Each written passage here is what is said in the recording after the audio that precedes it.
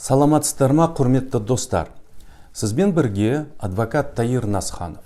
Бүгін егер сізді немесе сіздердің жақындарыңызды полиция қызметкерлері ұстап алса, не істеу керек, сұраққа жауап береміз. Бұл тақырып пайдалы болса, лайк қойыңыз, менің YouTube каналыма жазылыңыз. Соңғы кездері әлеуметтік желілерде қаңтар айындағы жаппай тәртіпсіздіктерге байланысты ұсталулар туралы жазылып жатыр. Тек Қазақстанда соңғы 2 аптада жаппай тәртіпсіздіктерге қатысы бар 8000 адам ұсталды. Ұсталған жағдайда өзіңізді қалай ұстау керек және не істеу керектігі туралы көптеген сұрақтар туындайды.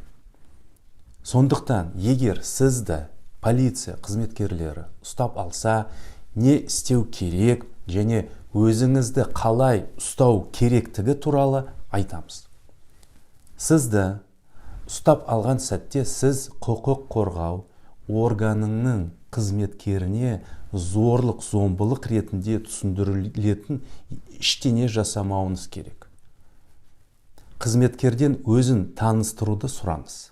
Мүмкін болса, жақын адамдарыңызға және таныс адвокатқа дереу хабарласыңыз. Оларға координаттарыңызды беріңіз.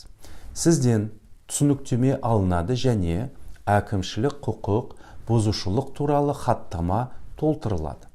Ол үшін сізді әкімшілік құқық бұзушылық туралы хаттама толтыру үшін полиция бөліміне апару керек.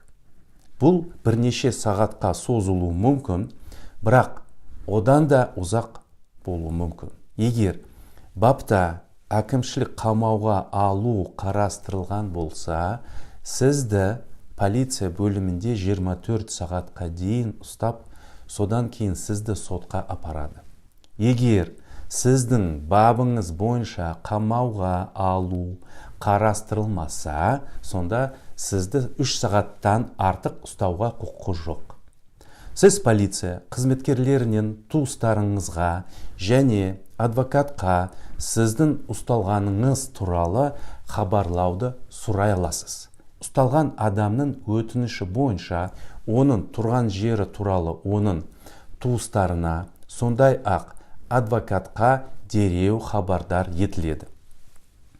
Кәмелетке толмаған адамның ұсталғаны туралы оның ата-анасына міндетті түрде хабарлау қажет.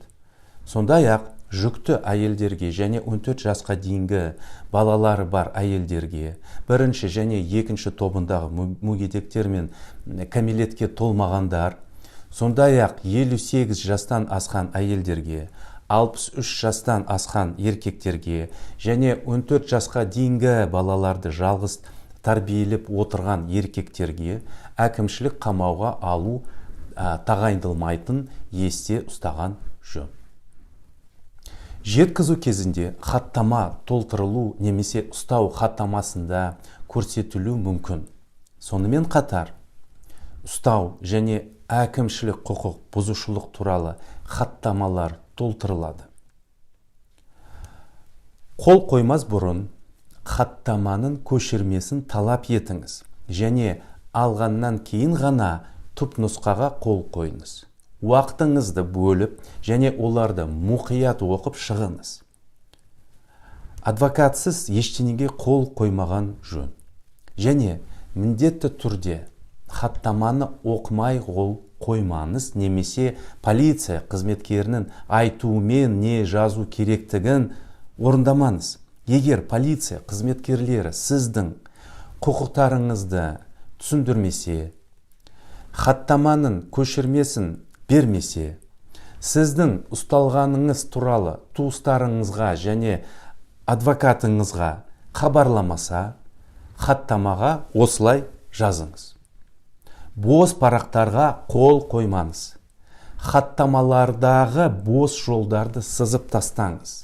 Ұстау кезінде сізді қорқытқан немесе жарақат алсаңыз, хаттамаға бөлек жазыңыз. Жеке заттарыңыз, ақшаңыз, телефоныңыз тәркелегеннен жағдайда алу хаттамасы толтырылып, оның көшірмесі де сізге тапсырылу тиіс. Сотта қағаз бен қалам сұраңыз. Судьяның атына адвокаттың процеске қатысуын талап ететіндігін іс туралы өтініш жазыңыз. Егер сізді полиция қызметкерлер қорқытса, немесе жарақаттаса, өтінішіңізде осы жағдайларды көрсетіңіз. Егер сізге айыппұл салынса, адвокатпен кездескеннен кейін қаулыға шағымдану немесе айыппұлды төлеу сіздің еркіңізде. Ал әкімшілік қамауға алу қолданылған жағдайда қаулыға 10 күн ішінде жоғары тұрған сотқа шағымдану қажет. Бүгінгі күнге әзірше сол.